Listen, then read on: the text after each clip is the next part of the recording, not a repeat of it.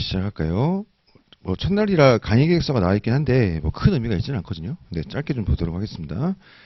그래서 자료가 강의 계획서 나오고 주제 자료 하나예요. 그래서 주제 자료는 오늘 한번 나가고 다음 주에 한번 나가고 이렇게 나가겠죠. 예, 강의 계획서 보겠습니다. 그래서 오늘부터 2주 동안 리마인드 특강 진행되고요. 시간은 아침 9시 반부터 1시까지 오전하고 1시간 식사하신 다음에 2시부터 5시 반인데 이렇게까지 늦게 끝나진 않고 조금 빨리 끝날 것 같긴 합니다. 그래서 5시 정도를 목표로 하고 있는데 뭐 제가 하는 말 중에 가장 신뢰할 수 없는 말이 그런 거잖아요. 빨리 끝내드리겠습니다 이런 거. 근데 이제 해봐야지 아는데 아마 5시 정도 끝날 수 있고 좀 더 빨리 끝날 수도 있고 그렇게 좀 맞춰보도록 할 생각이에요. 그래서 교재는 이제 우리 연기일기 때 봤던 이론 판례 가지고 하긴 하는데 사실 뭐 교재 없어도 된데 지장 없을 것 같습니다. 그래서 기본적인 진행은 그 특강 그 특성상 저 왼쪽 끝부터 해가지고 저 오른쪽 아래까지 판서로 쭉 하나 하고 나면 1시간이 끝나요. 그렇게 해가지고 쭉 한 다음에 끝내고 쉬었다가 또 쭉 해서 끝내고 그거 하고 끝나는 거거든요. 그러다 보니까는 사실 뭐 교재를 막 빨리 보기가 따라가기 쉽지 않을 거예요. 그래서 교재가 없다 하더라도 수강엔 특히 불편함은 없을 건, 특별히 불편함은 없을 건데 그래도 기왕이면 책 보시면서 같이 보시면 좋을 것 같습니다. 그래서 제가 생각할 때 필기를 굳이 할 필요는 없을 것 같고요. 어차피 우리 그림 그리는 거 연기 때도 했던 거고, 일기 때도 했던 거고, 이기 때도 할 거고 이런 것들이라서 계속 했던 거 반복하는 거죠. 물론 이제 이 그림이 완벽하게 항상 똑같진 않아요. 저도 이제 막 이거를 외워서 그리는 게 아니라 그때그때 그리는 거라 조금 다르긴 한데 어쨌든 큰 방향성은 똑같지 않습니까? 그래가지고 필기를 굳이 할 필요는 없을 것 같고 뭐 필요하신 분들은 어차피 중간에 안 지우고 끝까지 가잖아요. 그러니까 그 쉬는 시간에 사진을 찍으시든 뭐 이렇게 하면 되지 않을까 싶긴 한데 굳이 필요할까 싶어요. 했던 것들이라서 뭐 새로운 걸 하는 게 아니라 했던 거 반복하는 거니까 그렇게 진행하는 것이 하시는 걸로 알고 계시면 될 것 같습니다. 수강 대상 같은 경우는 원래 이제 이거를 처음 했던 게 한 5년 전쯤 처음 시작했어요. 그래서 그 이순환 들어가기 전에 한번 이제 2기 들어가면은 이제 문제 풀고 판로요구 하느라 정신이 없잖아요. 그래가지고 마지막으로 큰 틀을 한번 정리해보고 특히 이제 1기, 2기 사이에 텀이 있다 보니까 우리 감을 많이 잃었을 거지 않습니까? 이제 그런 감을 좀 살려보자고 한 처음에 기획했던 게 한 5년 전쯤인데 그때는 영상을 안 찍었어요. 그래서 어차피 이거 뭐 필수로 들어야 되는 것도 아니고 그래서 오히려 이거는 강의 그 자체보다는 회독을 좀 강제하는 측면이 강하거든요. 그래서 듣기 전에 근계법 쭉 보고 봅시다 이런 거고 다음 주에 노조법이랑 기타 본을 보기 전에 한번 또 쭉 보고 봅시다 이런 거니까 그게 더 강해가지고 처음에는 촬영도 안 했었어요. 그랬는데 그렇게 했더니 이제 지방에 계신 수험생분들이 막 너무 불만이 많으시더라고요. 그래가지고 그래요? 그러면서 이제 그냥 한 3년 전부터 촬영을 하기 시작했는데 이 필수는 아니고 그냥 회독 자체에 이제 강제 측면이 강하다 보니까 너무 내용 쪽으로 압박은 느낄 필요 없을 것 같고 같이 한번 빠르게 한번 돌려본다 이런 느낌으로 좀 편안하게 보셔도 괜찮을 것 같습니다. 그래서 이제 오프 자체는 강의실 문제 듣고 해가지고 이제 일기 들었던 분들만 수강 신청할 수 있게 해놨고 동영상은 뭐 이런저런 이유로 열어놓긴 했는데 혹시 기존에 제 강의 안 듣던 분들은 굳이 제 볼 때는 들을 필요는 없을 것 같아요. 그래서 그 플로우 자체가 강사마다 좀 달라가지고 이제 본인이 들으시는 강사분 따라가시는 게 맞을 것 같고 근데 이제 뭐 짧게 한번 다른 사람은 어떻게 한번 정리 하나 보고 싶다 그러면 봐도 되는데 제가 볼 땐 굳이 좀 그런 생각이 좀 있긴 있습니다. 자 그리고 그 아시는 것처럼 이제 1기 랭커분들은 사실 수강료 10,000원밖에 안 받습니다만 오프 같은 경우에 요거 이제 무료 강의로 잡아드리긴 했는데 이거 동영상으로도 해드리면 좋긴 좋은데 사실 제가 해달라면 해주긴 할 거거든요 학원에서. 근데 이제 아시겠지만 그 학원 직원분들을 제가 고용한 게 아니잖아요. 그러니까 저도 이제 뭐 굳이 얘기하면 저의 업무 파트너가 고용한 분들이죠. 근데 이제 제가 저 때문에 학원 직원분들이 되게 고생을 많이 하거든요. 그러니까 예를 들어서 우리 2기 들어가면 이제 서브가 이제 곧 나올 건데 지금 인쇄하고 있어갖고 아마 이번 주 나올 거예요. 근데 이제 서브 같은 경우도 이제 2기 오프라인 수강하시는 분들은 실강 실영상 이제 온천반 요분들은 제가 비용 부담하고 그냥 무료로 드린단 말이에요. 근데 특히 이제 오조사 받아가는 거야 뭐 그렇다고 치고 그렇다고 치고 온천반 분들까지 들여다 보니까 그거 직원분들이 다 발송하거든요. 우편 발송을. 나 때문에 다 하는 거잖아요. 그거. 내가 월급 주는 것도 아닌데. 그래서 저 때문에 사실 고생들을 많이 해요. 그래가지고 요거까지 막 한 분 한 분 연락 받아가지고 확인해가지고 이렇게 해달라고 말하기가 좀 어려워가지고 동영상을 랭커분들이라 하더라도 좀 깔아드리기가 어렵다는 점은 양해를 좀 부탁드립니다. 이제 문의가 많이 와가지고 해달라고 하면 해주긴 할 텐데 제가 좀 미안해가지고 말을 못하겠더라고. 그래서 그거는 좀 양해를 부탁드리고 아까 얘기했던 것처럼 특강은 특강일 뿐이니까 필수로 꼭 들어야 되고 그런 거 아니라서 좀 그렇게 양해를 좀 부탁드리면 좋겠습니다. 그래서 강의 목표는 일단 큰 그림 그리기인데요. 전체적으로 다시 한번 복습해보는 거죠. 우리가 했던 것들 뭐 새로운 거 배우는 거 아니고 새로운 거는 2기 가면 조금 나와요. 또 그 사이에 판례가 나와가지고 그거 좀 추가된 게 있긴 한데 새로운 걸 배우는 게 아니고 우리 했던 거 좀 거칠게 크게 한번 큰 그림 한번 가져가 보는 겁니다. 그 다음에 이 페이지 가보시면 또 그 안에서 이제 각 쟁점별로 큰 그림 그리면서 쟁점별로 플로우를 정리해 보는 거고요. 그 다음에 어쨌든 기본적인 제일 큰 목표는 이기 개강 전에 노동법 1회 독하는 거, 이게 제일 큰 목표예요. 그러니까는 그 책 안 보고, 그러니까 1기 종강 이후에 그냥 확 내려놨다가 갑자기 와가지고 들으면은 막, 아, 뭔가 어렴풋이 뭔가 봤던 거는 같은데 이러고 생각이 안 나는 확률이 커요. 그래서 이번 주 제대로 못 보고 오셨으면 다음 주에는 꼭 한번 거칠게라도 이제 훑으시고 오셔가지고 다시 한번 복습하는 걸로 그렇게 좀 보시면 좋을 것 같습니다. 자, 그래서 뭐 강의 계획서는 뭐 별로 의미 없고요. 주제 목록 보시게 되면 오늘 45개 잡아놨고요. 다음 주도 아마 비슷할 거예요. 그래가지고 합쳐서 한 90개 정도 생각하시면 될 것 같은데, 여기 있는 주제만 보면 뭐 올해 시험 다 볼 수 있냐? 사실 그렇지 않죠. 그런 게 어딨어. 범위도 많으니까. 근데 지금 최근 5년 동안 요 진행하면서 동안은 리마인드 특강에서 했던 주제에서는 한 번도 벗어난 적이 없어요. 그래서 올해도 확률상으로는 여기서 벗어날 것 같지는 않습니다. 그래서 일단 가장 중요한 주제에서 꼭 봐야 되는 것들 뭐 좀 넓게 잡긴 했습니다만은 요거 잡고 간 거니까 요거 한번 잘 하나씩 정리해 보면 좋을 것 같습니다. 자, 그럼 하나씩 한번 해볼까요?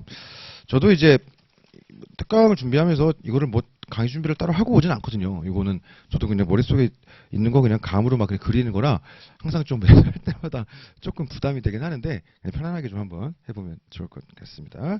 자, 1번 주제 보시게 되면 근기법상 근로자부터인데요. 자, 1번 주제, 참. 그 1차 문풀 들으신 분들은 봤을 건데 1개 들은 분들은 마스크 벗은 건 처음 보시겠구나. 창피하다. 그래서 원래 1개 종강하고 혼자 생각했던 게 2기 개강 전에 볼살을 좀 빼야 되겠다는데 못 뺐어요. 뭐 어쩔 수 없어. 술을 끊지 않는 게 될 것 같지 않아가지고 그냥 좀 근데 보다 보면 좀 익숙해집니다. 그렇게 좀 하시면 좋겠어요. 자, 1번 근로기준법상 근로자예요. 그래서 우리가 제일 먼저 보는 주제죠. 그래서 제일 먼저 우리가 근로기준법을 공부할 때 근로기준법에 의해서 누가 보호를 받는가 플러스 근기법은 누가 준수해야 되는가를 보잖아요. 그래서 제일 먼저 보는 게 근로기준법의 적용 대상으로서 근기법상 근로자하고 근기법상 사용자 이걸 보게 됩니다. 그럼 우리가 근기법상 근로자랑 사용자를 보는 이유는 무엇이냐? 너무 뻔한 거잖아요. 우리가 노무를 제공한다고 하여 혹은 사람의 노동력을 내가 제공받고 있다고 하여 다 근로자 혹은 사용자는 아니란 말이에요. 결국 이제 우리가 종속관계하에서 노무를 제공한 주체가 근로자가 되고 그 상대방이 사용자가 되는 건데 그래 봐야 되는 이유는 각 법률의 입법 목적에 따라 다르겠습니다만은 근기법 같은 경우는 근로자에 해당이 돼야 근기법상 보호를 받을 수 있고 사용자에 해당되면 근기법의 준수 의무가 부여되다 보니까 어느 범주까지 보호를 해주고 준수 의무를 부과할 것인가 그러니까 그 범주를 판단하는 게 매우 필요한데 그걸 보기 위해서는 제일 먼저 뭘 볼 것이냐 모든 논의의 시작은 우리나라 같은 경우에 성문법주의 국가니까 법 규정으로부터 시작하죠. 그래가지고 근기법 2조 1항 1호에서 시작하는 거고 얘는 근기법 2조 1항 2호에서 시작하는 거잖아요. 그래서 우리가 법 규정에 의해서 근로자를 판단한다는 건 직업존재 관계없이 사업 또는 사업장의 임금을 목적으로 근로를 제공하는 사람이라고 되어 있는데 사실은 법문의 문구가 너무나 명확하여 그것만으로 모든 걸 해결할 수 있다면 분쟁은 발생할 리가 없어요. 근데 이제 법문의 문구만으로 일단 판단이 불가능하고 이 근기법상 근로자의 범주를 명확하게 설정할 수 있는 법 규정을 만드는 것도 사실은 가능하지 않습니다. 사실 그게. 그리고 이제 일정 정도는 해석이 바뀌는 수밖에 없어요. 또 그래야 이제 사회 변화에 따라 가지고 탄력적 해석이 가능하기도 하고 그러다 보니까는 결국은 해석이 바뀌어져 있는데 결국 문제가 되는 건 우리가 근로자로서 보호를 해주는 사람들은 노동법의 기본 정신, 종속관계 하에서 노무를 제공하는 사람 그런 사람들을 보호해 주는 거니까 종속성이 있어야 되겠다. 이거는 뭐 해석상 당연히 도출될 수 있을 것 같아요. 그래가지고 여기서 근로를 제공한다. 그래가지고 2조이랑 3호에서는 뭐 정신노동, 육체노동을 포괄하는 개념이라고 되어 있는데 그것만으로 판단할 수가 없고 그래가지고 이 근로라는 건 독립노동이 아닌 종속노동을 의미하는 것이겠구나 이렇게 생각할 수 있고요. 그 다음에 근기법이 보호하고자 하는 입법 목적을 고려해 보면 아예 이제 국가에 의해서 직접적인 근로조건을 보호받잖아요. 너네가 근로계약 체결했지만 임금은 이렇게 해줘야 되고 막 휴가는 이렇게 해줘야 되고 이 정도로 빡세게 보호한다는 건 그 정도로 상당한 수준의 종속이 있어야 되겠다 이렇게 우리가 생각할 수 있겠죠. 그래서 이론상으로는 인적 종속성이 필요하다 이렇게 보통 평가하고요. 그 다음에 실제 판례도 인적 종속이라는 말을 쓰지는 않고 있지만 우리 판례는 그런 맥락으로 논의가 진행되고 있습니다. 자, 그러다 보니까 우리 판례는 여기서 기본적으로 3단 구조로 나가는 거예요. 판례가 제시하는 기본 원칙이 있고 이 원칙을 판단하기 위한 구체적 기준이 나오죠. 대치상치의 슬픈 이야기 거기 나오는 거고요. 또 그중에서 주된 징표랑 부차적 징표를 구분하지 않습니까? 그래가지고 뭐 형식적 징표, 실질적 징표를 표현하기도 하고 아무튼 부차적 징표가 거기에 담겨져 있더라. 그래가지고 기본적으로 뇌치상실의 슬픈 이야기라는 거는 하나하나가 요건이 아니라 종속성이란 요건을 판단하기 위해 일종의 제시되는 체크리스트, 판단 요소에 불과하단 말이에요. 그러니까 원래도 어떤 하나에 해당한다고 당연히 근로자인 게 아니고 어떤 하나에 해당하지 않는다고 당연히 근로자가 아닌 것은 아니지만 그럼에도 불구하고 급세사 얘네들은 워낙 사용자가 경제적으로 우월한 지위를 이용하여 임의로 정할 여지가 크기 때문에 여기에 해당하지 않는 이유만으로 쉽게 부정해서는 안 되겠더라. 이렇게 되어 있는 거죠. 여기까지가 근기법상 근로자 판단할 때 나오는 기본 포맷이잖아요. 보통 답안 구성할 때 얘가 로마자 2번, 얘가 로마자 3번 이렇게 들어가는 경우들이 많죠. 자, 뭐 목차가 정해져 있는 건 아닙니다만은 일반적으로 그렇게 들어가고요. 그 다음에 이런 식의 판례에 대해서 플러스로 최근 판례 경향성 이런 거 한번 고려해 볼 수 있을 것 같아요. 예를 들어 판례에 따라서는 일반 원칙으로 제시되어 있지는 않습니다만은 취업 규칙 같은 경우도 사용자가 경제적으로 우월한 지위를 이용하여 임의로 정할 여지가 크다고 해가지고 일종의 부처증표 일환으로서 보기도 했었고요. 또 경우에 따라서는 상당한 정도의 지휘감독 관계를 판단함에 있어서 이제 직접적인 지휘감독이 없다 보니까 이 사람이 담당하는 업무가 이 회사에서 얼마나 핵심적인 업무인가 그걸 가지고서 이 정도의 핵심적인 업무라면 직접적인 뭔가 뭐 지시 이런 게 없다 하더라도 상당한 지휘감독이 있다고 충분히 추론할 수 있겠다. 그런 식의 입장을 취한 바도 있었고요. 그 다음에 뭐 기계 소유만 가지고 이 사람이 독립된 사업자로 단정할 것은 아니다. 그런 판례도 있었죠. 거기다가 이제 서브에 이제 이번에 추가했는데 최근에 이제 그 채권 추심원 판례 통해서 비슷한 맥락으로 최근 경향성이 추가된 게 있어요. 다 서브에 있습니다. 나중에 보실. 그게 뭐냐면 이 사람이 채권 추심원 일을 하는데 다른 회사에서 투잡을 뛰고 있는 거예요. 다른 회사에서 이 사람이 대표이사야.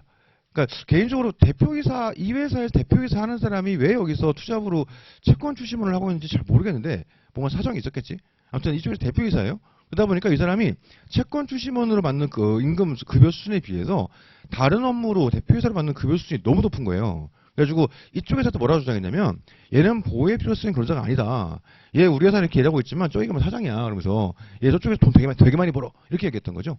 그러니까는 우리 판례가 뭐라 했냐면 저쪽에서 수입이 많은 게 너네 회사의 관계에서 근로자성을 부정하는 근거가 되지 못하는 거 아니냐. 뭐 당연한 얘기죠. 그런 것들도 최근 판례 경향성으로 나온 게 있었습니다. 자, 그리고 나서 그 정도를 뛰어넘어서 아예 플러스로 추가 포섭을 해줘야 되는 세부 쟁점이 두 가지가 있었죠. 그게 뭐냐? 첫 번째가 임원 문제가 있었고요. 임원 같은 경우는 자꾸 우리가 오해하는 게 임원에 대해서는 우리 법원이 뭐 새로운 기준을 뭐 대단한 기준을 제시하는 것처럼 생각하는데 그게 아니고 결국 이제 임원이라는 것도 대표이사 예를 들어서 나는 외관상 대표이사지만 실제로는 근로자였어. 이렇게 주장하는 케이스도 있지 않습니까? 대법원 판례도 있고. 그래가지고 실제 우리가 외관상 대표이사라 하더라도 종속관계에서 근로 제공했으니까 얘는 근로자고 따라서 퇴직금을 지급해라. 이런 대법원 판례가 있단 말이에요. 그러니까 일반적으로 임원들은 위임 계약을 체결한 거니까 근기법이라든가 뭐 퇴직급여 보장법 이런 식의 보호를 받지 못하고 임원 계약이 종료할 때 해고의 정당한 이유가 필요하냐? 없어요. 사실은 우리가 좀 딴 얘기긴 한데 근로자로서 이 회사에서 일을 하다가 승진하다 보면 어느 순간 임원이 되고 싶어 하잖아요. 그러니까 이제 일하는 사람으로서의 목표로서는 굉장히 중요한데 임원이 되고 나면 오히려 사실은 그 노무쟁 관계의 지위는 굉장히 불안정해질 수 있어요. 왜냐하면 위임 계약이라는 건 언제든지 해줄 수 있으니까. 그래서 가끔 이제 뭐 세상 모든 곳에 양아치들이 있다 보니까 기업에도 그런 애들이 있겠지. 가끔 어떻게 하는 일이 있냐면 근로자로 쓰고 있다가 임원으로 올려주는 거예요. 그러면서 퇴직금을 안 주는 거야. 그리고 임원으로 딱 4년 쓰고 날려버리는 거지. 그럼 어떻게 될까요? 근로자 지위에 있을 때 발생한 퇴직금이라는 게 근로관계 종료와 동시에 청구가 발생하지 않습니까? 난 그 사이에 임원으로 4년 일했단 말이에요. 소멸시효 3년 지나가 버렸네. 퇴직금 못 주겠다. 이런 케이스들이 실제로 있어요. 그리고 어쨌든 위임계약 해지라는 거는 2, 3주 1항의 해고의 정당한 이유가 필요한 것도 아니고 아무 때나 나가. 예를 들어서 주총에서 의결해가지고 그럼 나가는 거거든요. 근데 그러다 보니까 지위가 되게 불안정하지. 아무튼 간에 임원이라고 해가지고 뭔가 새로운 기준에서 판단하는 게 아니고 얘도 기본적으로는 내치상실로 판단하는 거예요. 그래가지고 임원 문제가 나와도 그냥 똑같은 플로 타고 들어가는 거죠. 그래가지고 임원의 경우도 내치상실로 판단하는데 다만 그 과정에서 등기가 되는지 여부 그게 절대 기준은 아니겠더라. 그래서 등기 임원이라 하더라도 종속관계가 인정이 된다면 근로자로서 보호받는 것이고 등기 임원이 아니라 하더라도 만약에 비등기 임원이라 하더라도 종속성이 인정 안 되면 그거는 위임계약으로 인정이 되겠죠. 그래서 그게 절대 기준은 아니겠더라. 그런 거 한번 생각해 볼 수 있고요. 조금 더 나가본다면 어떤 임원이 주장했던 거예요. 퇴사하면서 나 이거 부당해고다. 그럼 사용자는 얘기했겠지. 너는 위임계약이라 언제든지 그냥 해지할 수 있다. 근데 이 위임계약서를 봤더니 그 안에 퇴직금 지급 규정이 있었어요. 그러니까 이 임원이 얘기하는 거죠. 나는 봐라, 퇴직금도 받는 사람이다. 이만큼 내가 근로자라는 게 명확한 증거가 어디 있는가 이렇게 얘기했던 거죠. 근데 대법원이 볼 때 너 전체적으로 봤을 때 내치상으로 판단해 보니까 종속성이 인정이 안 되네. 네가 위임계약서에 지급받는 그 퇴직금은 그냥 민사계약에 의한 금품이지 그거 퇴직급여보장법에 따른 그 퇴직금 아니야. 이런 판례도 있었고요. 결국에는 내치상실을 판단하고 추가로 포섭할 수 있는 것들은 등기 여부를 따지지 않는다. 이 정도밖에 볼 게 없어요. 그 다음에 오히려 내치상시의 판단 요소에다가 한 발 더 나가가지고 추가로 같이 포섭하는 게 있지 않습니까? 그게 바로 소사장 문제였죠. 소사장. 요 같은 경우는 이제 소위 강독감 모차 걔를 추가로 하는 건데 주의할 점은 그것만 갖고 하는 게 아니라 내치상에다가 걔를 같이 얹어가지고 모두 합쳐서 그러니까 내치상시의 슬픈 이야기 플러스 강독감 모차 합쳐가지고 종속성이라는 요건을 갖추었는가 그걸 보는 거겠더라. 그것들을 우리가 좀 주의하시면 되겠습니다. 이 외에는 사실 나올 게 없지 뭐. 그래가지고 1번 주제 근기법상 근로자 이렇게 끝내면 되겠습니다. 자, 그러면 2번 주제로 넘어가는데 근기법상 사용자 문제예요. 사용자는 기본적으로 일단 원칙적으로 봐줘야 되는 거는 기업 내부의 문제를 먼저 봐야 돼요. 그래가지고 사용자 개념의 기업 내부에서 내부적 획정 이런 말을 쓰기도 하고 사용자 개념에 대한 기업 내부에서의 구체적 검토 이를 볼 수도 있을 것 같은데 우리 법은 전통적 의미에서의 사용자인 근로계약 상대방으로서 사업주에게 사업주로 사용자 개념을 한정하는 게 아니라 사업의 경영 담당자나 근로자에 관한 사항에 대해서 사업주를 위하여 행위하는 자까지 포괄하고 있단 말이죠. 그러다 보니까 이 범주를 어디까지로 볼 것이냐 또 따져봐야 됩니다. 그러니까 사업의 경영 담당자 문구만 다 봐갖고는 어디까지인지 알 수가 없어요. 사용자 입장에서 특히 이제 근로자성을 부정시키고자 하는 사용자 입장에서는 사업의 경영 담당자를 굉장히 좀 넓게 보고 싶을 것이고 이거 본인 입장에서는 난 사용자가 아니야 이러고 싶으니까 내 입장에서 그걸 되게 쫓게 하고 싶을 것이고 근데 이름만 봐가지고는 사실 알 수가 없어요. 자, 아무튼 그런 식으로 세 가지 사업주 문제가 있고 사업의 경영 담당자 문제가 있고 근로자에 관한 사항에 대해서 사업주를 위하여 행위하는 자가 있고 이렇게 돼 있었습니다. 자, 여기서 우리가 그러면 우리 입법자들은 왜 전통적 의미의 사용자인 근로계약 상대방으로서의 사업주로 사용자를 한정하지 않고 경담이나 행위한 자로 넓혀놨을 것이냐 거기에 대해서 판례가 얘기하죠. 별거 있나 그냥 근기법의 실효성을 확보하기 위하여 사업주로 한정하지 않고 경담과 행위자까지 개념을 확장시키고 있다. 그럼 기업 내에서 사업주에 어차피 이 사람이 소유주니까는 당연히 사용자로 책임을 지는 거고 이런 애들은 자기들 게 아니란 말이에요. 경영 담당자는 이 회사랑 위임 계약하고 들어와가지고 이 회사를 대신 경영해 주는 거고 사무 처리를 하는 거고 얘는 심지어 그 회사의 근로자예요. 근데도 사용자로서 책임을 물리다 보니까 이 범위를 잘 정해보는 게 중요할 겁니다. 그러다 보니까 거기에 대해서 우리 판례가 일정한 기준을 제시하죠. 직급의 형식 이런 걸 따질 게 아니라 실질을 봐야 한다고 하면서 경영 담당자는 사업 경영 전부 또는 일부에 대해서 사업주로부터 포괄적인 위임을 받고 그렇죠. 대외적으로 사업을 대표하거나 대리하는 자 이런 사람들을 사업의 경영 담당자라고 하면서 외관상 대표이사를 하더라도 실제로는 근로자일 수 있고 경우에 따라서는 이 회사의 외부에 있는 사람이라 하더라도 실제로는 사업 경영 담당자일 수도 있어요. 그러니까 그 뒤에 실체 이런 거 있지 않습니까? 그 뒤에서 실제로 조종하는 이런 사람들 있을 수 있는 거니까 그렇게 볼 수 있습니다. 그 다음에 행위하는 자 같은 경우는 노무관리 등에 대해서 일정한 권한과 책임을 부여하는 자 이렇게 얘기했습니까? 그래가지고 실제로 이 사람이 근태 관리를 하였는가, 업무 평정 평가를 하였는가, 실제 세부적인 업무 지시를 하였는가 등등등 이런 것들을 가지고서 판단할 수밖에 없을 겁니다. 자. 추가로 이제 보시게 되면은 이 행위하는 자 관련해서 추가로 얘기해 볼 수 있는 게 이제 이중성, 중복성 문제고요. 2차 시험에서 크게 의미가 있지는 않은데 얘네들은 사용자로서 근기법 준수 의무를 지지만 반대로 근로자로서 사업주나 경담으로부터 보호도 받는다. 이게 하나 있었죠. 이거 한번 생각해 볼 수 있고 그 다음에 사업주에서 우리가 추가로 플러스 넘어가는 게 소위 말하는 묵시적 근로계약 법리 이게 나오죠. 묵시적 근로계약 법리 얘가 나왔습니다.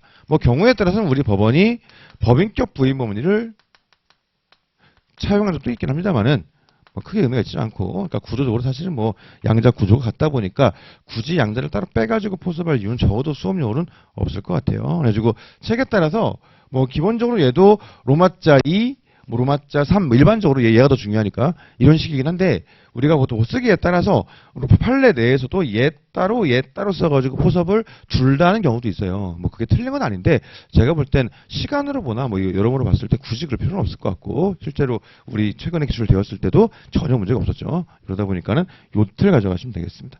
그래서 어쨌든 사용자 파트에선 제일 중요했던 게 얘인데 최근에 나왔잖아요.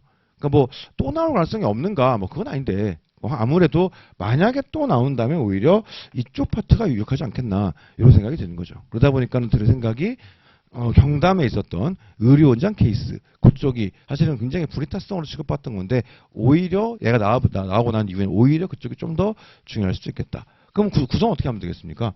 얘 로마자 2번 가져가고 그 판례를 가지고 3번으로 집어넣으면 되죠.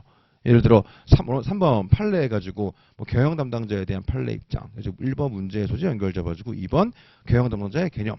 3번 뭐 의료원장 뭐 사례의 경우 뭐 예를 들어 이렇게 쓴다든가 방식은 다양할 텐데 그런 식으로 흐름을 잡고 가시면 되지 않을까 싶습니다.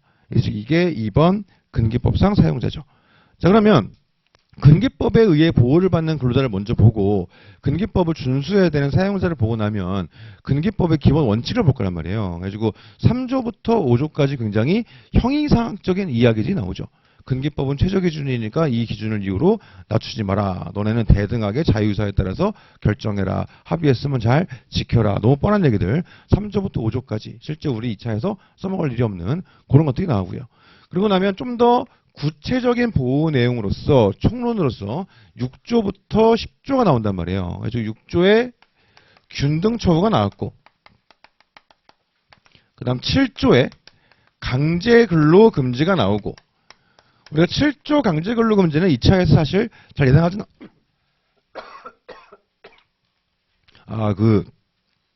문풀 들으신 분들은 알 건데 마스크를 벗으니까 안 좋은 게 하나 있어요. 자꾸 입에 분필이 들어가. 그래서 중간에 기침을 하면 분필이 들어갔나 보다 이렇게 생각하시면 되겠습니다. 자, 아무튼 7조의 강제 근로 금지 이거 같은 경우는 잘 예상하지는 않는데 혹시 모르니까 우리가 하나 정도 가져가는 게 일종의 키워드 같은 거로 혹시 모르니까 가져가는 게 만약에 이거에 대해 묻게 되면 7조만 생각할 것이 아니라 20조, 21조, 22조에도 세트로 묶고 가야 된다. 왜냐? 이것들이 다 강제 근로를 예방하기 위해서 근로계약 체결 시 금지되는 근로조건이니까. 그렇죠? 위약률 금지, 전체가 상계 금지, 강제적금의 금지. 그 다음에 플러스 하나가 더 있죠. 67조에 애기들 계약할 때 부모가 대리하지 마라. 애기들이 직접 해라. 친권자 후견인에 의한 강제 근로를 예방하기 위한 걸 겁니다. 그래서 우리가 과거에 약술 시절에 강제 근로 금지를 물어보면 7조만 쓰시면 큰일 나요. 꼭 얘네들을 같이 써야 됩니다. 라고 귀에 인이 박히게 얘기했었는데 약술 시절이 지나가고 이제 케이스의 시대가 온 이후로부터는 잘 보지 않죠. 그래도 혹시 모르니까 이 정도는 그냥 키워드 정도로 살짝 가져가시면 될 것 같고요. 그 다음 8조 폭행금지에도 2차에서 거의 예상하지 않죠. 약간 좀 미래형 문제예요. 만약에 폭행금지가 문제가 나온다면 뭐가 나올 수 있을 것이냐. 폭행금지가 나온다면 예를 들어 이런 게 나올 것 같아. 우리 회사에서 야유회를 간 거예요. 야유회를. 그래가지고 야유회를 가가지고 실제 판례가 있어요. 그 회사가 야유회 가가지고 배구를 시합을 했거든요. 이쪽에서는 고기 굽고 뭐 했겠지. 여기서는 뭐 보물찾기 하고 했겠지. 그래가지고 야유회 가서 배구를 하는데 배구 심판이 예를 들어 이제 대리급이 보고 이쪽에 주력에 이제 부장님이 있었던 거예요. 근데 이제 이 부장님이 볼 때 지금 지고 있는데 우리가 지고 있는 건 내가 못하기 때문이 아니야. 저 심판이 심판을 이상하게 보기 때문이에요. 그렇죠? 우리 롤을 할 때도 그렇잖아. 우리 팀이 지고 있는 건 내가 못하기 때문이 아니야. 정글이 못하기 때문이야. 뭐 이런 느낌으로 심판 때문인 것 같은 거 심판 때문에. 그렇죠? 우리가 맨날 정글 차이 이렇게 하는 것처럼 여기 심판 차이 이런 느낌이었던 거지. 가가지고 막 뭐란 거예요. 똑바로 보라고. 그러니까 이제 얘가 예 했겠지. 근데 안 되니까 때려버린 거야. 이런 게 예를 들어 생각해 볼 수 있어요. 그럼 이런 케이스가 나왔다 그러면 뭘 고민해 볼 수 있느냐. 첫 번째 쟁점 폭행문제 문제가 있겠죠. 사용자에 해당하는 부장이 일반적으로 대리급 근로자를 폭행했으니까 폭행문제 문제 발생하고요. 그 다음에 생각해 볼 수 있는 건 행사 중에 폭행에 의해서 재해가 발생했으니까 이거는 업무상 재해 문제 한번 또 생각해 볼 수 있겠죠. 그래가지고 그런 문제를 굳이 끄집어낸다면 생각해 볼 수 있는데 너무 미래형 문제예요. 그래가지고 그냥 생각만 쓱 한번 해보고 넘어가는 이제 그 정도 할 수 있겠죠. 자, 그 다음에 구조 중간 착취 배제 요게 있었고요. 10조의 공민권 행사. 이런 것들이 있었습니다. 그래서 여기서 우리가 사실은 현실적으로 나올 수 있는 거는 균등처우라든가 중간착취배제 이쪽이 유력하고요. 그러니까 지금 주제 3번, 주제 4번 요게 이렇게 잡혀 있는 거죠. 추가로 생각해 볼 수 있는 게 공민권 행사에도 한번 생각해 볼 수 있는데 약간 계획 같은 거예요. 왜냐? 판례가 없어. 그러니까 아직까지 미기출이라 찜찜은 한데 판례가 없다 보니까 요즘 트렌드에 안 받게 나거든요. 근데 이제 안 보자니 찜찜하고 이제 보자니 시간을 갖고 막 계획 같은 그런 문제가 되겠습니다. 그래서 이 공민권 행사에서 한번 고려해 볼 수 있는 건 기억만 떠올려 보시면 생각해 볼 수 있는 건 만약에 나온다면 가장 유력한 게 노동조합 활동 이런 것들을 공예 직무로 볼 수 있을 것인가. 그거 한번 생각해 볼 수 있고요. 그다음에 우리가 1차 시험에 종종 나오는 건데 이 공민권 행사 이제 신청을 하면 사용자는 이제 요구하면 허용을 해줘야 되죠. 근데 만약 그 시간을 유급으로 해야 할 것인가? 근데 10조에는 유급으로 하는 법 규정이 없잖아요. 그러니까 무급으로 한다 하더라도 법위원회를 볼 수는 없겠다. 다만 단협이나 취업규칙이나 근로기한이나 관행에 의해서 지급 의무가 있는 경우는 줘야 되겠죠. 그래가지고 굳이 끄집어낸다면 케이스를 끄집어낸다면 생각해 볼 수 있는 게 일단 생각해 볼 수 있는 건 첫 번째가 노동자 활동이 공예 직무인가? 그 기간 중에 임금을 줘야 되는가? 요거 한번 생각해 볼 수 있고요. 그 다음에 두 번째 생각해 볼 수 있는 건 공직 취임을 이유로 하는 통상해고. 이런 거 한번 생각해 볼 수 있어요. 이 사람이 공직 취임을 했다. 그거는 공예 직무가 맞아요. 맞죠? 공직 취임을 위해 선거운동을 하고 있다. 이거는 선거권 그밖에 공민권 행사죠. 근데 실제로 당선돼서 공직 취임을 했다. 그럼 그거는 공예 직무란 말이에요. 그러면 이 공직 취임을 이유로 이 사람을 해고할 수 있을 것이냐. 법 규정만 놓고 보면 못해요. 할 수 있는 근거 규정이 없거든요. 허용해야 한다. 시간을 변경할 수 있을 뿐. 이렇게 돼 있다 보니까 규정만 놓고 보면 해고는 못 시키죠. 자, 그러면 이 사람에 대해서 정리해고할 수, 징계해고할 수 있냐? 이건 말이 안 되지. 이건 왜 말이 안 되냐? 잘못한 게 없으니까. 이 사람은 기업 질서를 침해한 게 하나도 없어요. 그러니까 징계해고는 절대 안 돼. 그러면 통상해고 혹은 정리해고는 혹시 가능할 수 있지 않은가? 여기에 대해서는 법 규정만 놓고 보면 불가능하다 볼 여지가 매우 큰데 학자들은 보통 그거는 가능하지 않을까? 이렇게 보통 얘기하는 거죠. 왜냐하면 입법자가 입법 당시에 이른바 노동자 세력의 정치 세력화를 예상하지 못해가지고 그런 규정을 두지 않았던 것일 뿐 얘가 공직에 취임했다고 하여 회사가 너무 어려운데 아예 그 대상에서 우리 해고의 시기상제한 뭐 보호받듯이 그 정도까지 보호해야 되는 것은 아니지 않겠냐. 그리고 예를 들어 우리 회사가 TU가 부족하거나 이런 경우라면 노무증 불능의 정도로 봐가지고 통상해고도 가능하지 않겠냐. 그런 얘기들을 좀 많이 하죠. 그러다 보니까 굳이 끄집어낸다면 두 번째로 그런 거 해고의 정당성 한번 생각해 볼 수 있습니다. 자, 아무튼 어쨌든 주제에 보는 거는 균등처우예하고 중간착취배제를 보는 거죠. 자, 그러면 균등처우를 본다면 우리가 뭘 먼저 생각해 볼 수 있을 것인가? 좀 근원적인 얘기로서 헌법 11조를 깔고 들어갈 수 있겠죠. 헌법 11조에서는 평등권을 규정하고 있고요. 이 평등권은 국가가 국민들에게 보장해줘야 되는 기본권이에요. 근데 이 평등권을 이 평등의 원칙을 근로관계에서 실현시키기 위한 각종 법률의 규정들이 있는데 그중에 대표적인 게 근기법 6조가 되겠습니다. 자, 그러면 우리가 근기 6조를 가지고서 균등처우에 대해서 우리가 어떤 흔들을 가져갈 수 있을 것인가. 방식은 크게 두 가지가 있는데 첫 번째 방식은 이제 비정규직법 할 때 차별할 때 쓰는 그 플로우 그래 갈 수도 있어요. 예를 들어 비교 대상 근로자 예를 들어 이런 식으로 그렇습니까? 불리한 처우, 합리적 이유 뭐 이래 갈 수도 있고 아니면 근기법의 조문 중심의 플로우로 가져갈 수도 있어요. 근데 결국은 그게 그거야. 자, 예를 들어서 우리가 조문 중심으로 가져간다고 치더라도 예를 들어서 균등처우 6조에 의해서 뭐가 금지되는 것이냐. 성국 신사를 이유로 그러니까 금지되는 차별 사유죠. 그 다음에 이걸 이유로 근로조건에 대해서 차별하지 마라. 금지되는 차별 내용. 그 다음에 모든 차별은 뭐가 나와요? 해석상. 혹시 달리 처우하는 거에 합리적 이유가 있지는 않은가? 여기까지 같이 한번 생각해 볼 수 있겠죠. 뭐 좀 더 나가본다고 치면 뭐 처벌 조항 같은 거 생각할 수 있긴 하겠네. 뭐 구제 뭐 생각할 수 있고 기본적인 틀 이렇게 들어가게 되겠죠. 예를 들어서 우리가 비정규직법에서 우리가 보통 보는 그 비정규직 차별금지 플로우 그걸 보더라도 똑같아요. 성국신사, 그러니까 나랑 동종유사 업무를 수행하는데 단지 우리 회사에서 성국신사가 다른 근로자가 있어요. 근데 걔에 비해 내가 근로조건에 있어서 불리한 처우를 받고 있는 거지. 근데 거기에 합리적 이유가 없다. 이래야 차별이 있었습니까? 결국은 큰 틀에서 같은 말이 나올 수밖에 없겠다. 그럼 여기서 우리가 굳이 생각을 해보면 성국신사에서는 성별을 낼까 싶긴 한데 고병법이 있다 보니까 뭐 나온다고 치면 성별에서는 한번 고민해 볼 수 있는 게 이른바 간접차별 이런 거 한번 생각해 볼 수 있고요. 예를 들어서 이제 아주 옛날 판례긴 한데 요즘 우리 수험파에서 잘 안 보는 판례거든요. 너무 옛날에. 근데 한 10년 전만 하더라도 굉장히 중요해 봤던 판례가 있어요. 우리가 여기서. 이게 뭐가 있냐면 전화 교환하는 판례인데 우리가 이제 통신회사에서 이제 다양한 직군들이 있겠지. 있는데 전화 교환하는 분들이 있는 거예요. 근데 전화 교환하는 분들만 다른 직군에 비해서 정년이 낮았어요. 지금은 못하지 그렇게. 지금은 정년 60세가 법에 들어왔으니까 못하는데 그때 그게 없었으니까 다른 분들은 다 55세인데 전화 교환하는 분들만 막 45세 막 이래요.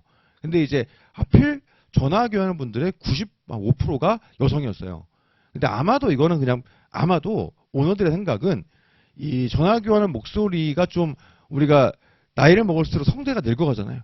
제 목소리가 변해가는 것처럼 늙어간단 말이에요. 어쩔 수가 없어. 너무 슬픈데 어쩔 수가 없어요. 그러다 보니까 젊은 여성의 목소리를 이렇게 좀 하려고 했던 게 아닌가, 의도한 게 아니었는가 생각이 되게 드는데 아무튼 정년을 낮게 가져갔어요. 그랬더니 이분들이 우리만 가지고 정년을 낮게 가져가는 건 성별에 의한 차별이다 이렇게 얘기했던 거죠. 외관상 봤을 땐 그렇지가 않아요. 근데 실제로는 여기는 여성 거의 대부분의 여성이니까 실제로는 이거는 성별 차별로 볼 소지가 매우 높죠. 실제 그 당시에 대법원이 그거를 차별로 봤었고 이게 이른바 간접차별이잖아요. 우리 아시는 것처럼 고평법에는 간접차별이 금지됨이 아예 법에 명시돼 있어요. 그럼 근기 6조에 의해서는 간접차별이 가능하냐? 해석상 여기서도 마찬가지로 간접차별은 안 된다. 이렇게 보통 해석이 되고 실제 판례도 그걸 인정한 케이스가 있습니다. 그러다 보니까 굳이 얘기한다고 치면은 간접차별 문제 생각해 볼 수 있고 그 다음에 국적을 굳이 생각해 본다고 치면 국적을 굳이 최근에 그런 판례가 있었죠. 그 국내 이제 항공기 기장들은 왜 수염을 못 기르게 하는가 그거 국적에 따른 차별이다. 굳이 얘기한다고 치면 그 정도 한번 생각해 볼 수 있고 신앙은 뭐 굳이 얘기해 본다고 치면은 합리적 이유가 연동되는 건데 경향사업체 이런 거 한번 생각해 볼 수 있고요. 교회에서 고용한 사람이 교회에서 개종을 해버렸다. 이런 거 가지고 해고할 수 있을 것인가. 굳이 얘기한다고 치면 생각해 볼 수 있고 사회적 신분은 사실 그동안 우리나라에서 굉장히 오랫동안 이슈가 되었던 게 이른바 무기계약직 문제였는데 그게 몇 년 전에 기술이 됐었죠. 그런 게 하나 생각할 수 있습니다. 그 다음에 근로조건 요 파트에서 우리가 생각해 볼 수 있는 건 일차에 많이 나오는 거죠. 채용에 대한 차별도 근로조건 차별이냐. 예를 들어 채용 과정에서 남성임을 이유로 여성임을 이유로 고용하지 않았다. 이게 차별인가? 답은 아니죠. 다만 그 경우는 이제 고평법에 의해서 규율될 수 있겠습니다만은 적어도 근기법 6조 위반은 아니란 말이죠. 아무튼 그런 거 생각할 수 있습니다. 자, 그 다음에 오히려 우리가 이제 균등처우 쪽에서 신경을 쓰는 건 뭐 이것도 뭐 나올 수 있긴 하지. 뭐 있긴 한데 오히려 신경을 쓰는 거는 그 국립대학 사례 우리 있지 않습니까? 그거 전업 비전업 강사 그쪽을 좀 더 신경 쓰는 거죠. 자, 일단 우리가 헌법에서 11조를 통해서 평등권을 규정하고 있고 이거를 노동관계에서 구체화시키기 위해서 근기 6조도 규정하고 있고 남녀고용평등법도 규정돼 있고 비정규직법에서도 차별을 금지하고 있고 더 많죠. 뭐 고령자 고용촉진법에서도 연령에 따른 차별을 금지하고 있고요. 장애인 고용촉진법에선 장애를 이유로 한 차별을 또 금지하고 있어요. 그러니까 다양하게 차별금지 법리들을 노동관계에서 우리 법을 통해 규정하고 있단 말이에요. 자, 그런데 우리가 결국 이제 사인과 사인 간의 관계에서 특정 회사에게 너 근로자 차별하지 마라고 하려면 일단 기본적으로는 법률이 있어야 돼요. 근기 6조처럼 직접적으로 금지하는 법률이 있거나 적어도 이 사람의 행위를 민법 103조 이런 거 좀 가지고 끌고 들어갈 수 있어야 됩니다. 왜냐? 헌법 11조는 사인과 사인 간의 관계를 직접 규율하지 않으니까. 자, 그러다 보니까 이 국립대학 사례에서는 이제 사용자가 행정청이라는 특수한 케이스죠. 그러다 보니까 헌법 11조를 직접 적용해가지고 근기 6조에 있는 성국신사 외에도 근로계약상의 근로내용과 무관한 다른 사정을 이유로 차별을 금지한다는 일종의 대원칙 같은 거를 일반 법리를 제시를 했던 거죠. 근데 그거는 헌법 11조가 직접 적용된 결과이기 때문에 사용자가 행정청인 특수한 경우에 적용되는 법리겠더라. 이렇게 평가하는 게 굉장히 합리적일 것 같습니다. 자, 그거는 한 2기 때쯤 한번 써볼 거예요. 이제 그거 가지고 한번 들어가면 될 것 같고요. 그래서 사실은 그 판례에 대해서 평가가 좀 다양해요. 물론 저는 제 책에는 검토가 제일 맞다고 생각하는데 당연히 맞다고 생각하는데 평가는 다양해요. 근데 이제 그거 다른 평가들은 이제 제 기본 교재는 안 깔아놨는데 이번에 서브 개정하면서 각주로 막 넣어놨어요. 그래서 그거는 2기 진행하면서 어떤 식의 평가가 추가로 있고 만약에 이거를 답안에 소개한다면 어떻게 소개할 수 있을지 그거는 2기 때 그 파트 진행하면서 한번 얘기를 해보도록 하겠습니다. 자, 다음 뭐 이런 넘어가고 중간 착취에 배제돼 있어요. 얘도 이제 플로트하는 방식이 다양하잖아요. 그러니까 뭐 법규정 판례 이럴 수도 있고, 그리고 말 그대로 플로트하면서 그 안에 판례를 집어넣을 수도 있고, 그렇지 않습니까? 그럼 예를 들어서 우리가 중간 착취의 배제 그러면 나오는 게 일단 금지되는 게 있어요. 뭐가 금지되는가? 영리로 다른 사람의 취업에 개입하는 거. 이게 금지되죠. 두 번째, 중간인으로서의 이익을 취득하는 거. 이것도 금지됩니다. 그리고 둘 중에 한 개만 해도 구조 위반으로 처벌하죠. 자, 대신 어떤 경우가 있냐? 법률에 따르지 않고는 돼 있어요. 그럼 법률에 따른 경우가 있겠지.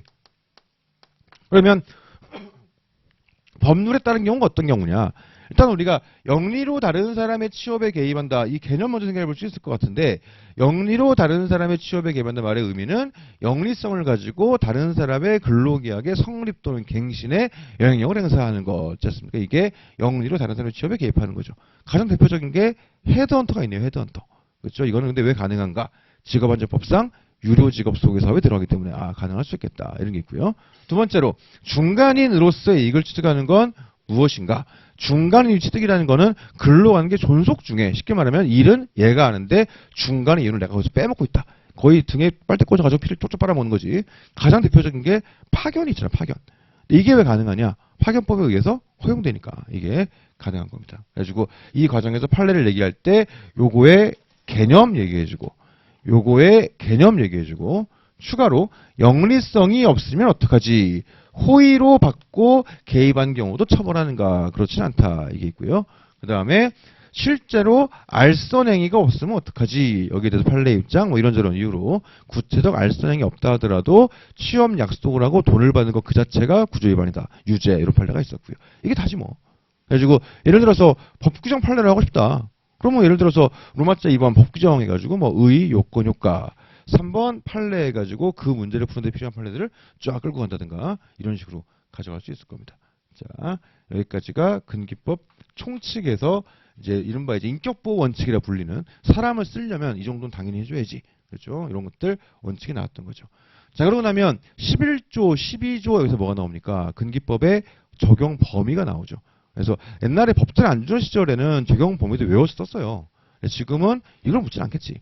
대신 시행령 7조의 1을 통해서 5인 이상 5인 미만을 어떻게 구별하는가. 이건 알아야 되고 사실은. 1차 공부하면 다 하는 거잖아요. 그러니까 굳이 2차에서 그걸 하지는 않는데 아무튼 그 정도는 할 줄은 알아야 되고 그 다음에 두 번째로 혹시 모르니까 5인 이상 4인 이하 사업장에 적용되는 것, 적용되지 않는 것 그런 것들을 한번 살짝 좀 고민해 볼 필요성은 있습니다. 다 볼 필요까지는 없을 것 같고 몇 가지만 아시면 되지. 가장 대표적인 게 해고 등의 제한 이런 거. 그거는 5인 이상 사업장이어야지만 적용되지 않습니까? 2, 3조 1항 이런 거.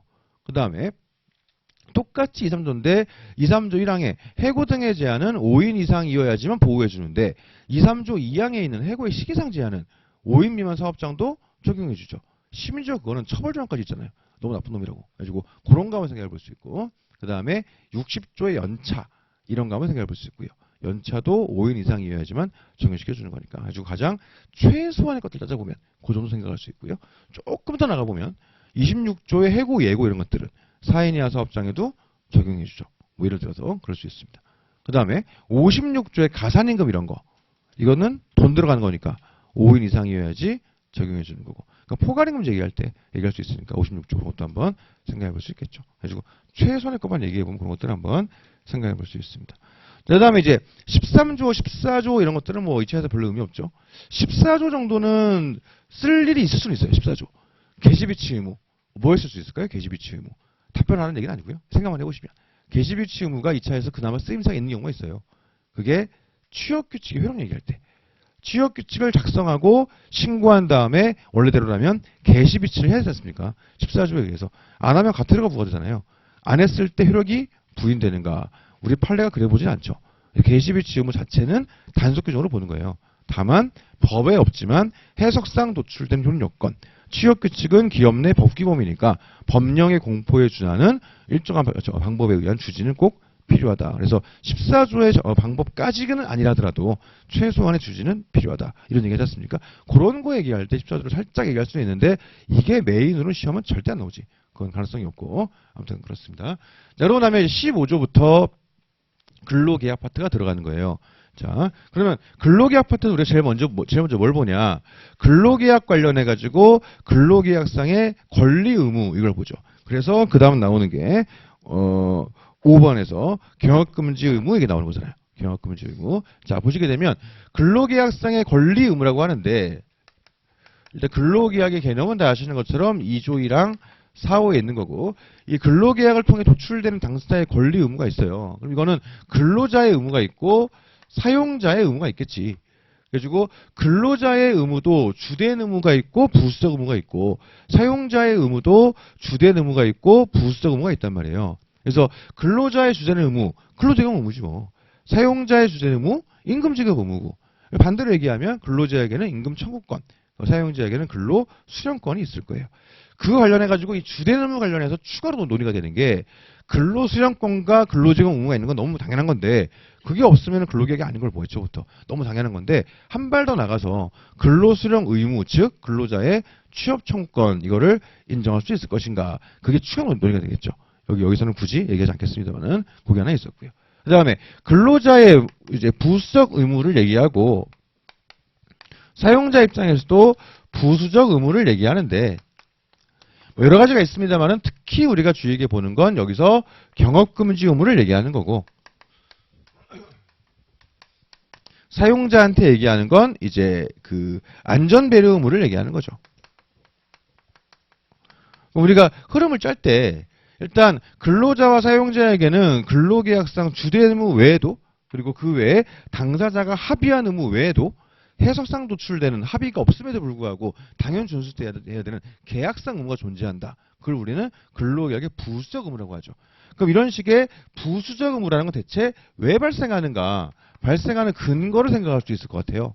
이 근로계약의 성격을 신분계약으로 이해하면 단순히 채권계약이 그치는 것이 아니라 신분관계 설정을 시키는 계약이다 이렇게 이해하게 되면은 신분계약의 특성상 당연히 발생하게 되는 거고 순수 채권계약으로 이해한다 하더라도 근로제공계약이라는 특성을 고려해가지고 신의치계약이 발생한다. 그래서 발생되는 이유에 대해서 책이 다른 거지 이게 발생되지 않는다고 보는 견해는 없단 말이에요. 그리고 그런 거에 의해서 어쨌든 간에 이런 식의 부수적 의무가 발생함.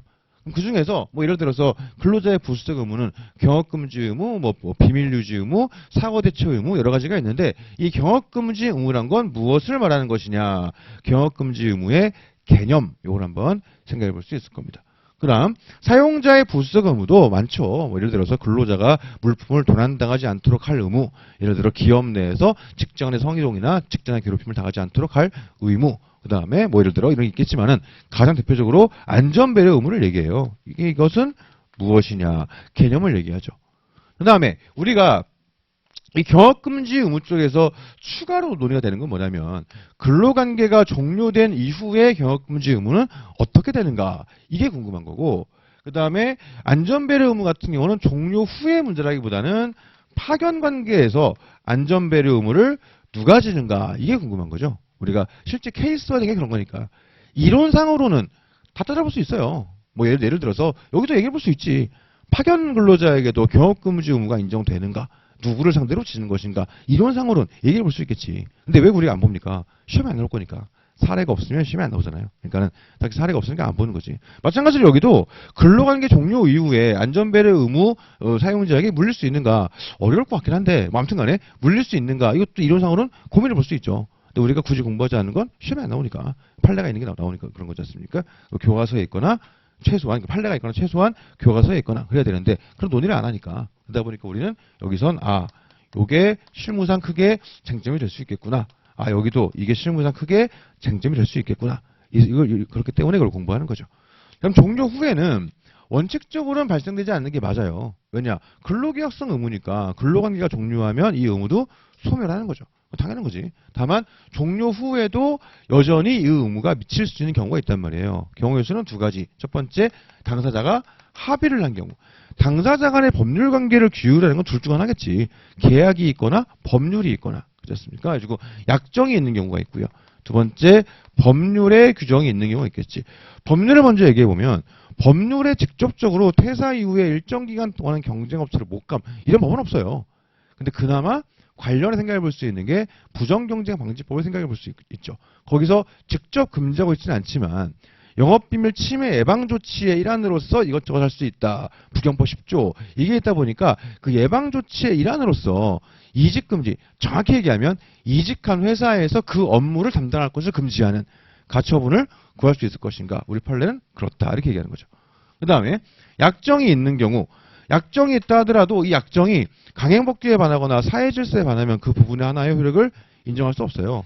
근데 이 약정은 이 약정 자체를 금지하는 강행법규는 없단 말이에요. 합의는 가능하지. 퇴사했지만 일정 기간 동안 안 갈게. 합의는 할 수 있죠.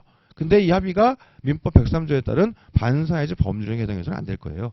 그러다 보니까 거기에 대한 우리 판례 기준이 나와 있게 되는 거죠. 즉 판례가 제시하는 일종의 기본 원칙이 있고요. 그럼 판례가 제시하는 기본 원칙은 무엇인가? 첫 번째로 당사자가 약정에 의하여 퇴사 이후에 일정 기간 동안 경쟁업체로 이직을 금지한다 하더라도 이게 103조에 따른 반사회적 법률행위에서는 안 되겠더라. 그럼 어떨 때 반사회적 법률행위냐? 근로의 권리라든가 직업선택의 자유라든가 자유로운 경쟁을 지나치게 과도하게 제한한 경우라면 그 합의는 103조의 의소력을 인정할 수 없다. 그럼 거기에 대한 구체적 판단 기준은 무엇인가? 구체적 판단 기준. 이것은 무엇인가? 여기서 나와주는 게 이위 간지직 대경공 그게 나오는 거고 여기서 이라는 거는 보호할 갇힌 사용자 이익 부경법상 영업비밀 플러스 지정고신 그게 나오는 거지 않습니까? 오케이 그렇죠? 오케이 이렇게 되어 있습니다. 그래서 이거 플러스 이위 간지 대경공에서 플러스 알파로서 지정고신이 나오고요. 나아가서 약정의 입증 책임을 누가 질 것이냐 여기까지가 기본 세트 이렇게 들어가게 됐죠. 그리고 현실적으로 부경법도 나올 가능성이 없진 않은데 많이 입학해요. 그래서 현실적으로 주로 예상하는 건 이쪽이란 말이에요. 그래서 어떤 식으로 목차를 구성하든지 간에 기본적으로는 요 흐름 가지고 가져가면 되겠다. 그래가지고 보통 우리가 많이 쓰는 거는 딱 여기까지 해가지고 로마자 2로 묶어버리고 예를 들어 뭐 경업금지 의무의 발생 근거 및 근로관계 종료 이후에 경업금지 의무 뭐 이런 식으로 경업금지 의무의 개념과 뭐 이렇게 해가지고 로마자 2에 보통 이렇게 묶어버리고 3번에서 약정의 유효성에 대한 판례 입장을 쓰는 요 틀을 많이 가져가는데 뭐 꼭 그래야만 되는 것은 아니고 일반적으로 그렇게들 많이들 하죠. 오케이 이렇게 한번 생각해 볼 수 있습니다. 자 그러면 이 근로계약성의 의무를 얘기할 때 근로계약이 체결된 이후의 의무 말고도 근로계약 체결 과정에서의 의무가 알 수 있단 말이에요. 의무가. 그래가지고 체결 과정에서의 의무를 우리는 보통 진실고지 의무 이렇게 얘기하죠. 사실은 근로자와 사용자 모두 진실고지 의무가 있어요. 근로자도 진실을 고지해야 되고 사용자도 진실을 고지해야 됩니다. 사용자의 진실고지 의무는 근기법 17조의 명시 의무를 통해서 입법이 돼 있단 말이에요. 그러다 보니까 우리가 추가로 논의해보는 거는 근로자의 진실고지 의무 요거를 한번 얘기해 볼 수 있겠죠. 자 그러면 근로자의 진실고지 의무를 얘기하는데 자, 뭐 반대로 사용자에게는 일종의 질문 조회권이 있겠지. 그래가지고 사용자의 질문 조회권과 그에 따른 근로자의 진실고지 의무가 있어요. 근데 우리가 여기서 궁금한 건 사실 이론상으로는 이 진실고지 의무의 발생 근거 이것도 사실은 좀 복잡해요. 이 진실고지 의무라는 게 예를 들어서 이것을 위반했음을 이유로 징계를 할 수 있는가부터 시작해가지고 논의가 좀 복잡해지긴 합니다. 어쨌든 간에 우리가 여기에 대해서 깔아주면서 진실고지 의무란 이런 거구만. 근로계약 체결 과정에서 발생되는 근로자의 의무 이런 것들을 우리가 얘기하는 거구만. 근데 우리가 여기서 궁금한 거는 근로자가 얘를 위반했을 때 사용자가 그걸 알게 되면 어떻게 하겠어요? 얘를 자르고 싶어 한다고. 그러면 이때 자를 수 있는 방식이 두 가지가 있겠죠. 하나는 징계로 가는 방식이 있고 하나는 취소로 가는 방식이 있을 거예요. 징계 가능한가 취소 가능한가. 만약 가능하다면 어떤 식으로 할 것이냐. 첫 번째, 징계 가능한가? 안 된다는 경우도 있어요. 이거는 근로계약 체결 과정에서 발생된 문제이기 때문에 취소를 접근해야 되고 근로계약 체결 과정에서의 의사표시 하자로 봐야지 기업 질서 침해를 볼 수는 없다. 근로자주의를 취득한 이후에 기업 질서 침해할 수 있는 거지 그 과정에서는 기업 질서 침해 주체가 안 되기 때문에 그때 사유를 가지고 징계할 수 없다. 이래 보는 경우도 있어요. 근데 우리 판례는 그렇게 보지 않고 징계가 가능하다 그러죠. 그러면서 뭘 얘기하냐? 이력서 제출 요구 취지를 얘기해요.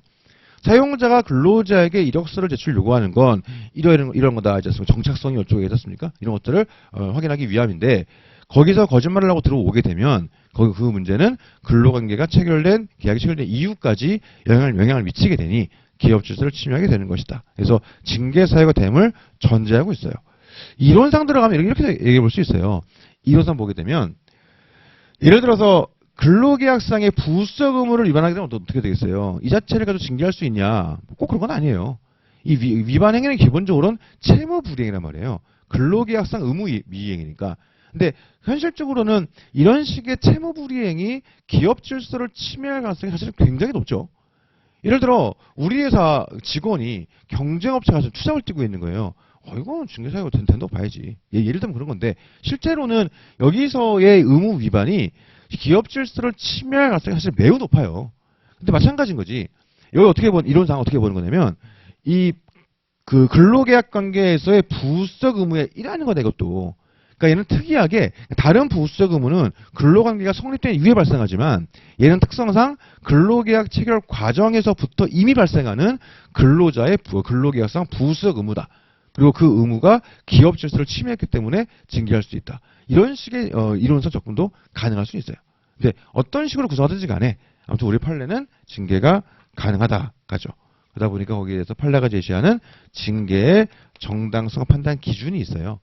굳이 이제 이거를 사유와 수단으로 나눠보면 사유에 대해서는 판례 어떻게 보는 거예요? 된다고 전제하고 가는 거죠. 그러면서 얘기하는 게 이력서 제출 요구 취지 이걸 얘기하는 거죠. 그러면 사유가 되는 건데 이게 해고까지 나가기 위해서는 어떻게 됩니까? 상당성의 원칙과 형평성의 원칙을 준수해야 되겠죠.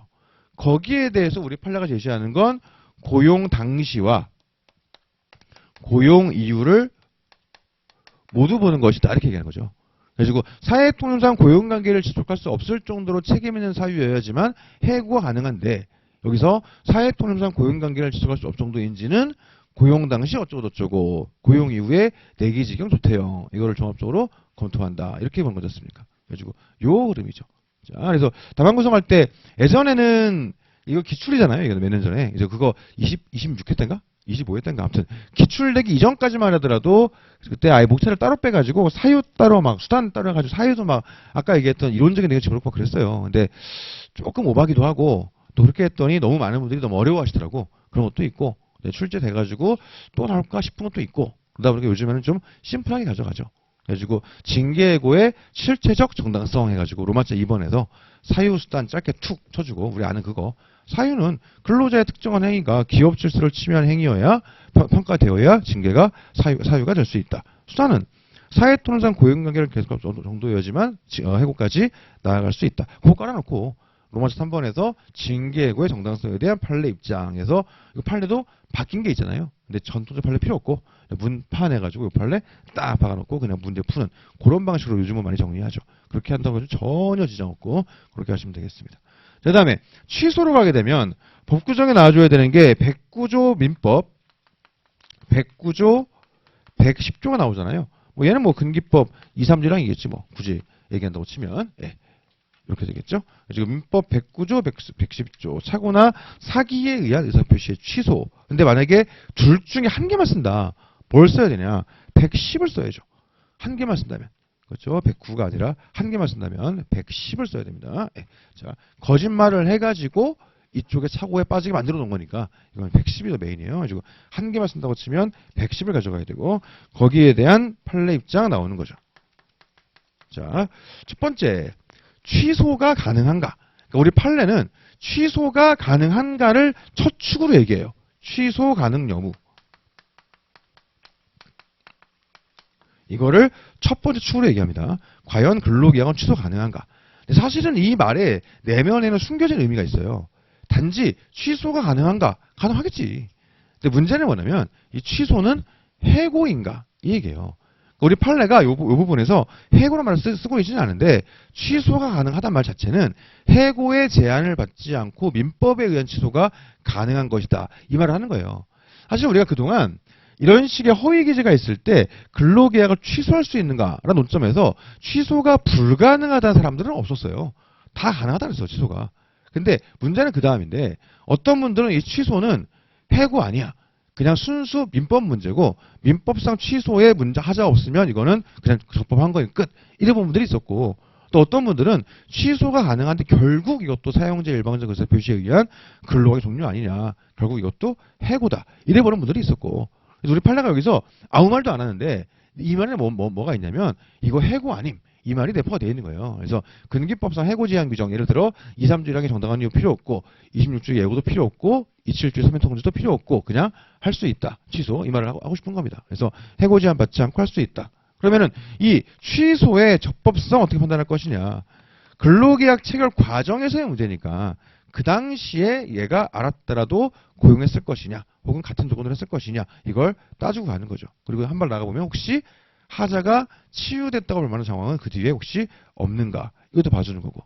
자, 그다음 마지막으로 이거 그래서 일반적인 계약 취소처럼 이거 소급표 인정할 수 있는가 요 축이겠죠.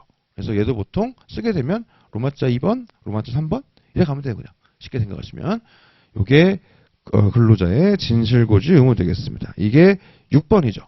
자, 그러고 나면 근로계약 파트에서 법 규정을 통해서 우리가 규율되는 거 15조 같은 경우야 부분무효법리, 강행적, 보충적 효력 이건 그 자체로 의미가 있지는 않죠. 이건 그죠? 이거 보면 될 것 같고 16조는 사실 이제 효력이 상실된 규정이니까 의미가 없을 것이고 17조랑 19조랑 묶어가지고 명시 의무가 나오는데 판례가 있어요. 그래가지고 출제 가능성이 제일 높은 건 아니에요. 그건 아닌데 너무 희박해서 그냥 책으로 대체해버리는 거죠. 그리고 17조, 19조 묶어서 그냥 책으로 보시면 될 것 같고 판례가 하나 있긴 있습니다. 근데 너무 안 중요해가지고 그냥 그리고 어렵지도 않아. 그러니까 굳이 설명 안 드리는 건데 그래가지고 이거는 조문 특강 정도만 듣고 책 봐도 쓸 수 있는 그 정도라서 굳이 설명드리지 않습니다. 18조에 단시간으로서 근로자 문제가 나오는데 그거는 결국 근기법에 나온다기보다는 기간제법으로 나오겠죠. 근데 나온다면 단시간에 특유의 무언가가 나온다기보단 그냥 차별이 나오겠지 뭐. 단시간 나온다면. 그러니까 따로 잘 보진 않아요. 그러고 나면 20조, 21조, 22조가 근로계약 체결 관련된 이제 체결 과정에서 금지되는 근로조건이죠. 자, 거기서 우리가 20조, 21조, 22조 얘기해 볼 수 있는데 21조, 22조는 이 책에 나올 수가 없어. 이거는 절대로 나올 수가 없어. 나오면 그냥 복습 보고 쓰면 돼요. 그러니까 얘는 진짜 22지, 22지. 얘는 나올 수가 없고 나오면 법규정 복붙하면 돼요. 그냥 다 하고 21조는 진짜 미친 척하면 낼 수 있긴 하지. 근데 하나도 어려운 게 없는 게 결국 얘가 나온다는 포인트는 상계예요. 상계. 우리가 아는 그거예요. 그거.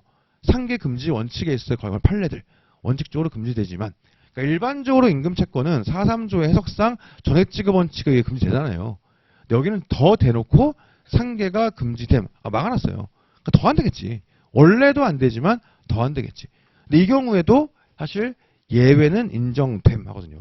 예를 들어서 근로자의 자발적 의사에 의한 상계, 자유로운 의사 이런 것들은 가능한 보거든요. 그래서 굳이 나온다고 치면 상계원이 때려 박으면 되는 거라서 안 나와. 그러니까 볼 필요 없고 그러니까 실제로 우리는 20조 요걸 중심으로 보게 되는 거죠.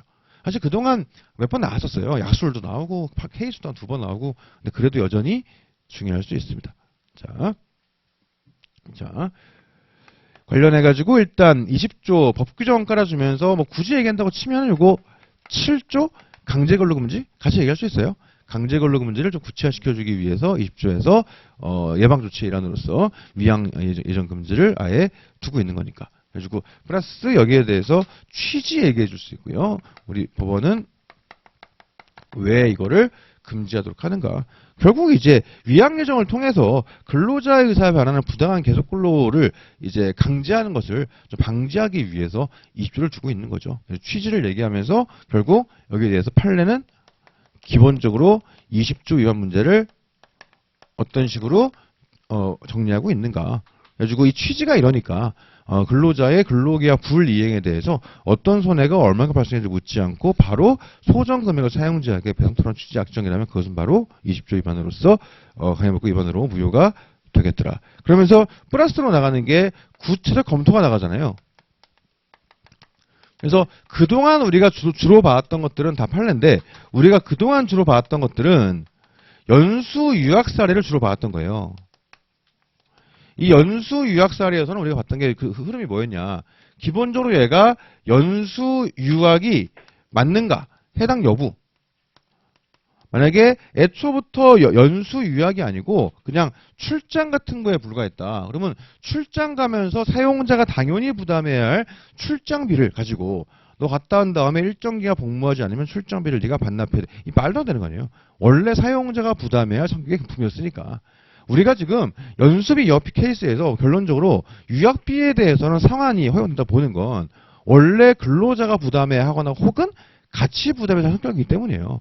원래 사용자가 부담해야 할 것들을 당연히 사용자가 부담해야지 그거를 왜 이렇게 약정을 맺나. 무효지 이거는. 그렇죠? 그래서 일단 따져봐야 되고요. 그 다음에 두 번째로 봐야 되는 게 임금 반환 어떻게 볼 것이냐. 그 다음에 연수비 상환 어떻게 볼 것이냐. 이런 게 있었고요. 관련해가지고 임금 반환 쪽에서 뭐 중요한 건 아닌데 굳이 얘기하면 요거 비체 변제 문제가 있었고 그 다음에 연수비 상환에서는 플러스 구체적 검토로서의 자비 연수비 상환이라고 하여 무조건 유효한 것은 아니고 근로자의 자율적 희망과 이해까지 고려됐는가 그렇죠. 상환이 할 비용과 이제 기간이 의무 복무 기간이 합리적 범위에서 설정돼 가지고 근로자 의사에 반하는 부당한 계속을 강제할 것으로 평가되지 않는가 이런 것들 같이 봐줘야 되겠죠. 그래가지고 뭐 대부분 다 뭐 유효하겠지만 뭐 그래도 검토는 필요할 겁니다. 그래가지고 이게 그동안 메인으로 주되게 봐왔던 거고 최근에 이제 보는 것들이 여러 가지가 있지 않습니까? 이제 뭐 신입사원 교육훈련비 이런 것도 있고 뭐 무사고 승무수당 이런 것도 있고 근데 이제 최근에 흔히 이슈가 되었던 것들은 매각 위로금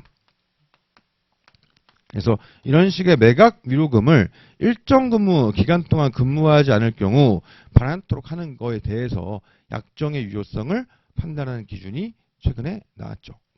성규액, 목경 나오기 있지 않습니까? 그거 여기서 볼 수 있습니다. 그래가지고 전통적으로는 얘가 더 중요했는데 지금도 여전히 중요해요. 얘는. 근데 이제 올해는 이쪽이 조금 더 이뤄갈 수 있지 않을까 이런 생각이 들어요. 자, 그 다음에 자 20조 관련해가지고 추가로 얘기해 볼 수 있는 거. 사실은 사이닝 보너스도 여기 넣어도 돼요. 사실은 상관없어.